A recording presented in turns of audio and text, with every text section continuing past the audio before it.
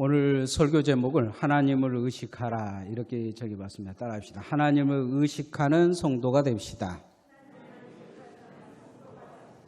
한때 프랑스 왕 루이 14세가 어느 주일에 예배당을 방문했습니다. 그런데 예배당이 텅 비어 있는 거예요. 그래서 그 주교에게 물었습니다. 사람들이 다 어디 갔습니까? 그러니까 그 주교가 그렇게 이야기하더랍니다.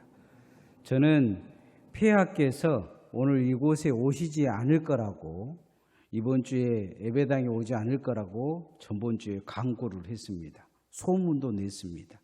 왜냐하면 사람들이 하나님께 예배하러 오는지, 폐하를 만나러 오는지, 폐하에게 아첨하러 오는지 알고 싶어서 했습니다. 사람들은 하나님을 만나러 온 게 아니고 폐하를 만나러 온 것입니다. 이렇게 이야기하더라는 것입니다. 신앙이 점점 깊어져 가는 것 같은데 깊은진 신앙 속에 하나님은 없고 사람만 바라보는 신앙이 많다는 이야기입니다. 하나님께 예배하기보다 사람에게 보이려고 하고, 하나님께 기도하기보다 사람에게 들리는 기도를 하고, 하나님께 찬양하기보다 사람들끼리 모여서 즐거운 찬양을 하고, 하나님은 없고 사람만 있는 사람들 속에 하나님은 그저 사람들을 모아드리는 도구가 되어버리는 그런 모습을 보여줍니다. 우리나라도 선거철이면 대통령이 어느 교회를 갔다, 어느 큰 교회 가서 예배드렸다 하면서 신문에서 난리가 나고, 막 방송 기자들이 와가지고 또 신문 기자들이 카메라를 막 찍고 난리를 하는데, 보면 평상시에는 예배당도 안 다닌 정치인들이 그 뒤에 줄줄이 뒤에 앉아 있는 것을 볼 수가 있습니다. 1년에 한 번, 그리고 뭐 선거철이라도 예배당에 와서 하나님 말씀 한 번 들어보는 것도 그 사람들에게는 은혜이지만, 그러나 믿음의 사람들에게는 큰 병폐입니다. 왜냐하면 사람 위주의 예배로 흘러가는 세상에 교회가 함께 떠내려가고 있기 때문입니다. 하나님을 잘 섬기는지 우리는 뒤돌아봐야 합니다. 내 신앙은 하나님을 의식하는 신앙인지, 기도할 때 하나님을 의식하는지, 예배할 때 하나님을 의식하는지 잘 훈련되어지고 이렇게 잘 닦아야 될 것입니다. 낫이 계속 낫으로 무언가를 베고 보리나 별을 베다 보면 낫이 무뎌져요. 그런 낫은 다시 이렇게 낫을 갈아서 그 낫에 날을 세워야 낫이 제 역할을 합니다. 신앙도 하나님의 말씀으로 자꾸 닦지 않으면 무뎌질 수가 있어요. 하나님은 없고 우리만 있는 거예요. 마태복음 6장은 3가지 외식에 대해서 이야기를 합니다. 외식 이야기하니까 밖에 나가서 밥 먹는 건 줄 알고, 주일 학생들한테 외식 이야기하면 좋아하겠지만, 어른들에게 있어서 이 신앙인들의 특별한 이 외식은 경계해야 합니다. 마태복음 6장은 3가지 예식을 이야기하는데, 기도할 때, 금식할 때, 구제할 때, 하나님께 하는 것이냐, 사람에게 보이려고 하는 것이냐, 이것들이 사람에게 보일 수 있는, 사람에게 칭찬받을 수 있는 아주 중요한 것이기 때문이죠. 그래서 믿음의 사람들에게 반드시 나타나지 말아야 될 행동 중에 하나가 뭐냐? 외식이라 이렇게 말씀하시면서 외식을 조심하라 말씀하십니다. 이 외식적인 것을 사울왕에게 하나님은 경고하신데, 사무엘을 통해서 그것은 사신의 우상을 섬기는 것이다, 점치는 것이다, 이렇게 말씀하고 계셔요. 우상 숭배나 점치는 것과 똑같이 신에 변질되어 버린 신앙이다. 이렇게 경고하고 있는 것을 볼 수가 있습니다. 그래서 날마다 주님 앞에 우리는 예배를 드리면서 하나님을 향해 가는 훈련을 해야 합니다. 따라합시다. 하나님을 향하여 훈련된 신앙이 됩시다. 하나님을 향하여 훈련된 신앙이 돼야 됩니다. 지금은 목사님들이나 이 목회자들이 그렇게 막 혼내지는 않은데 예전에는 이렇게 예배 시간에 잠자면 막 혼냈어요. 이유는 자꾸 신앙이 이렇게 무뎌져 가기 때문이에요. 어느 교회 장로님이 이제 대표 기도를 했어요. 얼마나 열심히 이분은 기도를 하시는지 기도하면 창세기부터 아담부터 시작해가지고 노아를 거쳐서 사무엘을 거쳐서 구약을 다 거치고 나서 신약 요한계시록까지 나오는 말씀을 줄줄이 엮어야 기도가 끝난다고 해요. 그렇게 기도를 땀 뻘뻘 흘리시면서 마쳤고 눈을 딱 떠봤더니 아무도 없는 거예요. 뒤돌아보면서 목사님에게 물었다는 거예요. 강대상 다 어디 갔습니까? 그러니까 목사님이 하시는 말씀이 노아의 홍수 기도할 때 다 떠내려갔습니다. 기도가 하나님께 한 것이 아니고 사람들으라고 한 기도예요. 대표적으로 오래 신앙생활 하신 분들이 이게 되게 습관적으로 어느 순간부터 물들기 시작해요. 평신도들은 기도할 이렇게 광고나 교인들에게 설교할 기회가 없으니까 기도로 설교하신 분들이 되게 많아요. 하나님께 안 하는 거예요. 기도로 하고 싶은 이야기를 교인들이 하고 싶은 말 기도에다 다 넣어서 하는 사람들도 되게 많아요. 되게 경계해야 되는데 자기가 외식으로 빠지고 있다는 것을 잘 모르는 거예요. 예수님은 바리새인과 세리의 기도에도 이걸 아주 경고하고 계셔요. 기도라는 것이 뭔지 잘 들여다봐야 돼요. 기도는 식구를 낭독하는 게 아니에요. 기도는 나의 사상을 전파하는 것도 아니에요.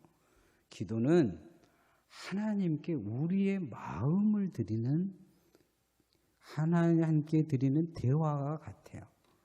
기도 속에는 간구도 들어있지만 기도에는 감사도 있고 회개도 있고 찬양도 있고 하나님과의 친밀한 교제를 이야기하는 것도 있어요. 이 기도가 외식이 되지 않도록 특별히 기도를 준비하신 분들은, 교인들 앞에 기도하신 분들은 기도가 나만의 기도가 돼서는 안 되고 온 교인들의 기도가 되도록 잘 기도로 준비하셔야 돼요. 기도를 많이 하셔야 돼요. 주일 낮 기도를 하신 분들은 기도를 아주 준비를 많이 하셔야 돼요. 그렇지 않으면 자기도 외식적인 기도를 하게 되고 성도들도 외식시킬 수가 있어요. 어떤 성도들이 시험 들 수도 있고 성도들이 아멘 되기보다 힘들 수도 있어요. 너무 길게 기도해가지고 다 재워버릴 수도 있어요. 그냥 늘 투상적인 기도를 해서 오늘도 똑같은 기도를 하는구나. 저분이 나오면 이제 어떤 기도를 할지를 아는 수준이 되어버려서는 안 돼요. 내 마음이 간절히 주님께 기도가 됐을 때 다른 사람도 아멘 할 수 있어요. 오늘 성경에 예수님이 이 기도의 예식을 조심하라 그러니까 제자들이 물어요. 그럼 어떻게 기도해야 됩니까? 이렇게 물으니까 예수님이 첫 번째로 하신 말씀이 있어요. 9절 말씀 한번 같이 읽어봅시다. 시작. 그러므로 너희는 이렇게 기도하라. 하늘에 계신 우리 아버지여 이름이 거룩히 여김을 받으시오며. 너희는 이렇게 기도하라 하시면서 하늘에 계신 우리 아버지여 하나님께 기도하라는 거예요. 하나님을 의식하고 기도하라. 기도란 하나님께 하는 것이다. 이걸 먼저 이야기하는 거예요. 기도란 사람들으라고 하는 것이 아니다. 이렇게 말하고 계신 것을 볼 수가 있어요.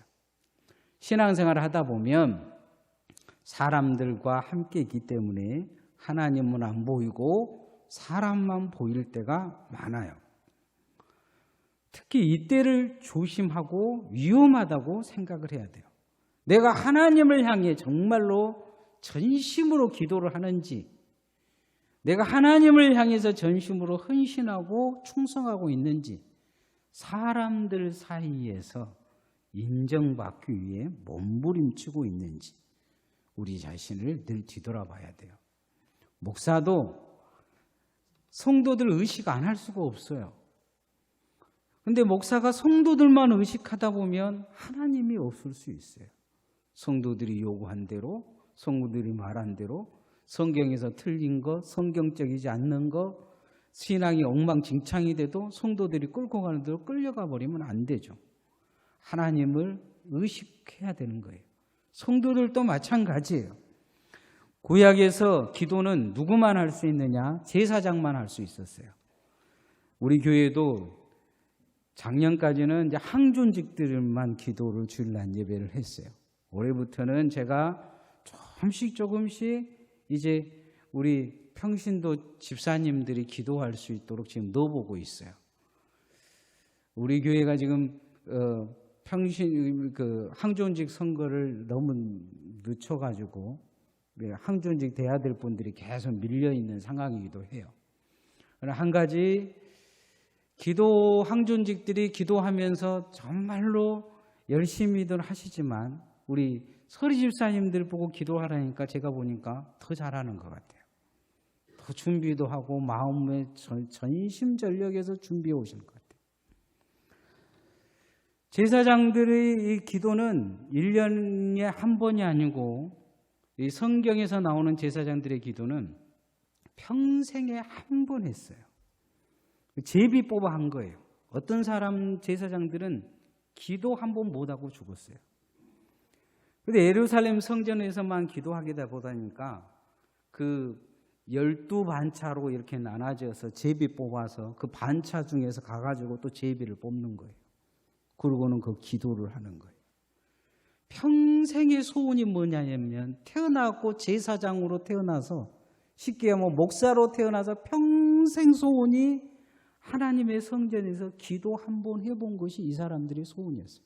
잘 사는 것도 아니고 뭐 유명해지는 것도 아니고 무엇이 되는 것도 아니고 기도해 한 번 하는 것이 이 사람들의 평생 소원이었어요. 그 대표적으로 기도하는 사람의 모습이 나오는 것이 세례 요한의 아버지의 기도예요. 그 기도하니까 하나님이 세례 요한을 허락해 주시죠. 우리가 하나님 앞에 정말로 성실히 하나님을 향한 마음을 가지고 기도해야 될 줄 믿습니다. 주님은 기도할 때 골방에 가서 기도 훈련을 하라 이야기하고 계세요. 사람 앞에 하지 말고. 이 바리새인들은 사람 앞에서 막 떠들어대는 기도를 잘했어요. 사람에게 보이려고. 주님은 그건 기도가 아니다 이야기하시면서 기도의 훈련을 어디에 가서 하나? 골방에서 하라는 거예요. 하나님께 집중하는 훈련을 하라 요구하고 계신 것을 볼 수가 있어요.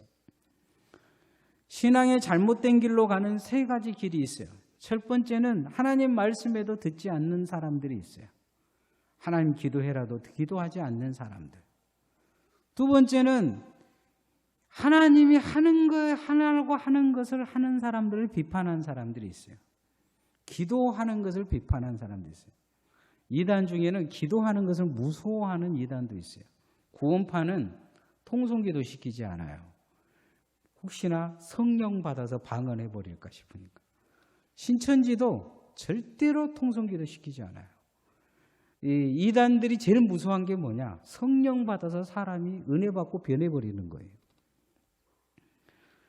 이 기도를 안 하는 것도 문제지만 기도를 하는 것을 비판한 것도 문제예요. 그러나 기도하는 사람들이 조심해야 될 것 중에 한 가지는 뭐냐? 차라리 예수님은 안 하는 것이 낫다고 이야기를 하셨는데 그것은 외식으로 바뀌어가는 거예요. 신앙이 하나님 앞에 잘 훈련되어져야 합니다.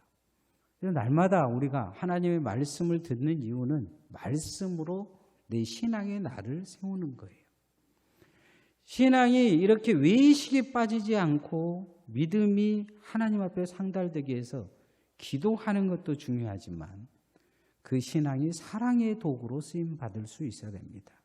따라합시다. 사랑의 도구가 되어야 합니다. 우리 교회에서 돕는 교회가 많습니다. 우리 교회에서 도와준 교회들도 있어요. 목사님들이 가끔은 찾아와요. 어떤 분들은 명절 때 찾아오려고 하기도 합니다. 근데 제가 되게 조심스러워요. 어디 모임에 가도 가까이 가려고 하지 않고 교회 오신다고는 못 오게 합니다. 잘 만나주지도 않아요. 특히 명절 때는 오시면 절대 오지 마라 그러면 오시면 나도 힘들어요. 왜냐하면 그분들이 하나 싸갖고 오면 3개 보내드려야 될 상황이기 때문이에요. 오시지 마라 그래요. 그래도 꼭 오시는 분들이 있기는 해요. 근데 못 오게 하니까 어떤 분은 그것을 제가 갑질하는 걸로 여기는 분들도 있어요. 뭔가 이 위치가 난감할 때가 있습니다. 주님은 무언가를 선교하고 구제할 때 나팔 불지 말라고 이야기를 합니다. 오른손이 한 것을 왼손이 모르도록 하라 이야기하십니다. 의식하지 말라는 거예요. 지배하지 말고 그것으로 무엇을 갑질하려고도 하지 말고 그렇게 하지 말라는 거예요. 근데 사람이 그렇게 잘 안 됩니다. 내가 뭔가를 도와줬다, 내가 저 사람에게 뭔가 이득을 줬다 하면 사람의 태도가 달라지는 것을 볼 수가 있습니다. 그런데 그 태도가 변해진 그 관계가 있는데 그건 뭐냐면 사랑하는 사람에게는 그런 태도가 나오지 않습니다. 부인이 남편을 사랑하며 밥 해주면서 말을 안 해요. 뭐 더 먹고 싶으냐고 자꾸 물어봐요. 귀찮게. 그러죠. 그런데 어느 날 미우면 밥에 주는 것이 왼수한테 갖다 주는 것 같아요. 날마다 설거지 안 한다고 구박하고 그래요. 우리 집도 가끔은 그래요. 그런데 정말 중요한 것이 있는데 사랑하면 태도가 달라져요. 제가 가끔은 모습을 보는데 아들에게 하는 행동하고 나에게 하는 행동이 다를 때가 있어요. 금방 느끼죠. 사랑의 그 강도의 차이가 있는 것 같아요. 주님은 우리라는 낱말을 쓰고 계셔요. 나, 내 식구 이런 말을 쓰지 않고 우리라는 낱말을 쓰는데 우리라는 낱말을 쓸 때는 사랑의 범위를 이야기합니다. 어떤 사람은 우리가 나밖에 없는 사람도 있고 어떤 사람은 내 가족일 수도 있고 어떤 사람은 교회일 수도 있고 어떤 사람은 직장일 수도 있고 어떤 사람은 국가까지 우리라는 생각을 가지고 기도하는 사람이 있습니다. 나만의 배부름이 아닌 우리의 배부름을 위해 기도하라 이야기하고 계십니다. 11절 말씀 한번 같이 읽어봅시다. 시작. 오늘 우리에게 일용할 양식을 주시옵고. 이 우리라는 낱말, 이 사랑의 범위가 어느 정도까지 가냐? 우리 자신을 뒤돌아봐야 합니다. 과연 내 기도는, 내 사랑의 강도는 나밖에 기도하지 않는지, 우리 가족을 위해 김밖에 기도하는지, 우리 성도들, 교회가 정말로 내가 생명 바쳐 기도하는 우리가 되고 있는지. 주님은 이 섬김과 나눔의 삶, 그것이 바로 사랑의 기반이 돼야 된다 이야기하십니다. 구제할 때 그 외식하지 않게 하라 여기 이야기하시는 것은 구제하는 것은 무엇으로 하는 거냐면 사랑하기 때문입니다. 나의 배부름을만을 위해서 기도하기보다 남의 배고픔을 아파하며 기도하고 정말로 사랑하면 기도하기 전에 먼저 가서 나눠주고 섬겨주게 될 것입니다. 그렇게 고차원적인 사랑을 실천하라 요구하고 계신 것을 볼 수가 있습니다. 신앙의 날이 어느 날로 만들어져야 되냐? 사랑하는 신앙이 돼야 됩니다. 믿음이 사랑으로 실천되어지도록 우리가 날마다 성장해야 될 줄 믿습니다. 내 믿음이 우리라고 말할 수 있는 믿음인가 뒤돌아봐야 합니다. 교회를 우리라고 할 수 있는가? 어렵고 힘든 사람을 우리라고 할 수 있는가? 남들이 저 사람을 다 밀쳐내는데 나는 그 사람을 우리라고 사랑으로 품고 있는가? 우리에게 일용할 양식을 주옵시고 하는데 그 우리에 그 사람이 들어가 있는가? 우리가 이 우리의 사랑이 넓어지기를 소원합니다. 주님은 그 우리의 사랑을 키우라고 이야기합니다. 베드로는 처음에 우리가 자기밖에 없었어요. 자기만 성공하면 돼요. 옆에 있는 주님이 사랑하는 제자 요한을 어떻게든지 주님에게서 떼치려고 애쓰였어요.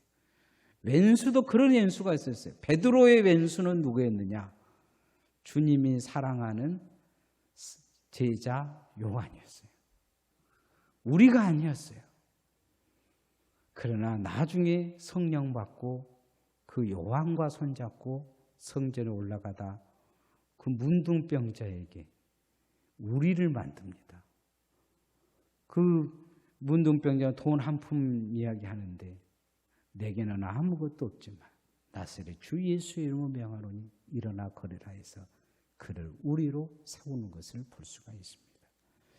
우리도 그런 사랑이 있기를 소원합니다. 마지막 세 번째, 우리의 신앙의 외식을 조심해야 되는 것은 우리가 죽음의 도구, 사망의 도구가 돼서는 안 됩니다. 생명의 도구가 돼야 됩니다. 따라합니다. 생명의 도구가 됩시다. 제가 어렸을 때는 금식한 분들이 많았는데 지금은 뭐 금식한 분들은 거의 없는 것 같아요. 굶식은 하죠. 교회에서 뭐 대표적으로 하지는 않지만 다이어트하기 위해서 굶은 사람들은 많죠. 예수님 시대에 대표적으로 금식하는 부류가 있었어요. 바리새파라고. 이 사람들은 화요일과 월요일과 목요일에 반드시 금식을 했어요. 주님 보시기에 이 사람들은 늘 금식하고 다니는데 표를 내는 거예요. 머리도 막 흐트리고 옷도 그러고 남나게 입고 그냥 얼굴이 흉해서 나 금식하네 하고 그러고 다니는 거예요. 금식이 자랑이 된 거죠. 이사야 58장에 보면 잘못된 금식에 대해서 경고하고 있어요. 남하고 싸우면서 금식하면 뭐 하는 거냐고. 주먹질 하려고 금식하냐? 이 58장이 그런 이야기를 해요. 진짜 그런 금식하려면 차라리 배고픈 사람에게 떡을 나눠주고 헐벗은 사람들을 도와주는 것이 금식이다. 이렇게 이야기를 합니다. 차라리 그런 금식하라는 거예요. 남을 시험 들게 하는 그런 신앙, 남을 시험 들게 하기 위해서 하는 그런 믿음의 행위, 그건 믿음이 아니라고 이야기를 하는 거예요. 기도가 남을 시험 들게 한다? 여러분이 앞에서 뭔가 교회 앞에서 많은 성도들에게 앞에 뭔가를 하고 있다면 그것이 시험 들게 한다. 그건 믿음의 행위가 아니라는 거예요. 시험 들지 않게 하라. 특히 금식도 다른 사람들이 보기에 시험 들지 않게 하라는 거예요. 자기 자신의 신앙을 위해서 하면서 뭘 자랑하고 그렇게 남을 힘들게 하고 괴롭게 하고 고통스럽게 하냐는 거죠. 자, 6장 13절 말씀 한번 같이 읽어봅시다. 시작. 우리를 시험에 들게 하지 마옵시고 다만 악에서 구하옵시옵소서. 나라와 권세와 영광이 아버지께 영원히 있사옵나이다. 아멘. 우리를 시험에 들게 하지 마옵시고. 우리는 늘 나만 시험 안 들면 된다고 생각하죠. 우리라는 낱말을 쓸 때는 이 말이 달라집니다. 내가 남을 시험 들게 하지 마옵시고. 이 뒷부분에는 용서에 대한 이야기도 있어요. 내가 먼저 용서하면 주님이 용서해 주세요. 이런 고백을 합니다. 다른 사람을 악에서 건져내고 용서하고 다른 사람들 시험 들지 않는 신앙이 되게 주옵소서. 이런 기도입니다. 하나님 앞에 우리가 신앙이 생명의 도구가 되게 해달라 하는 기도와 똑같은 기도입니다. 내 신앙이 남을 시험 들게 해서 지옥 보내는 신앙이 아니고 내 신앙이 정말로 전도의 도구가 되고 생명의 도구가 돼서 죄악에 빠진 사람들을 건져내고 용서받지 못할 사람들을 용서해서 그들을 하나님께로 인도하고 그들을 바로 세우는 생명의 도구가 되게 해달라. 이런 고백을 하고 있는 것을 볼 수가 있습니다. 주님의 말씀에 결론을 내리면 그런 이야기예요. 외식은 나도 죽고 남도 죽이는 신앙이다. 이렇게 이야기하고 있습니다. 신앙이 어떤 정점에 올라가면 반드시 외식이 나타납니다. 그 외식적인 신앙은 자기를 병들게 해요. 욕심나게 합니다. 뛰어나려고 해요. 교회에서 신앙생활 제일 못한 사람은 어떤 사람이냐? 1등일 가능성이 많습니다. 경쟁해서 1등하는 것은 신앙이 아닙니다. 꼴등도 잘못 신앙생활합니다. 신앙생활 가장 잘한 사람이 어떤 사람이냐? 함께 손잡아주고 가는 신앙입니다. 넘어진 사람은 일으키고 걷지 못한 사람은 업어주고 눈물 흘린 사람들은 닦아주고 1등은 옆 사람 볼 시간이 없어요. 1등은 앞에 있는 사람이 넘어지면 밟고 지나가야 1등 할 수 있어요. 교회에서 1등은 주님이 책망하실 거예요. 우리는 1등 하려고 하면 안 돼요. 함께 가는 신앙.